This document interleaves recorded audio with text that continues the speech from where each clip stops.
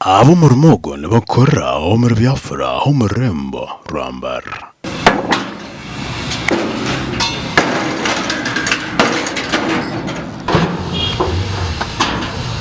nibagira ngo ombwire babeje barukumruka nebo barukora sente ya kesite kushana hariho enche y'emitwaro 3 areze emitwaro mushanju areze emitwaro 20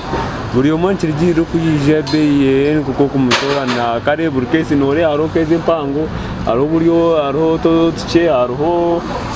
totche munonga ebe yazokoze kutambora umusayizi na nebe kuko kutambora umusembe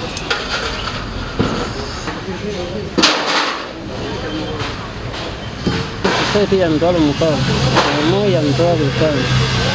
nene engeneyesa kubalona webire kikuru konga ebe yama bato kweyongera kutembana na scrap na kibindi byono kubukutembana nuko kweyongera kutembesa ibintu byito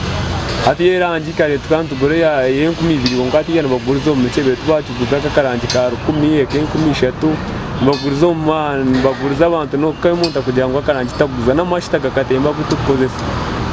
ati yantu tutagani tukuteka mu kapito nyingi tukona mutufune umunonga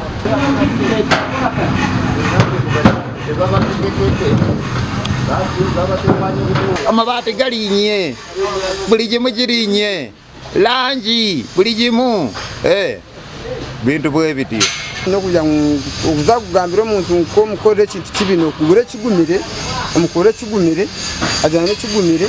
atari okwetombuta kona nuko mugambira price yenyine mangu yatore kintu kibonire aba bahindira bakwiga emyeto obutagaya mirimo na mnongo murimo gomutwe abo kuba omurimo gomutwe go no gutungura kapito yawe nugwaguri umutwe obundi na mani gawe abo TV West ndisenyomo Gideon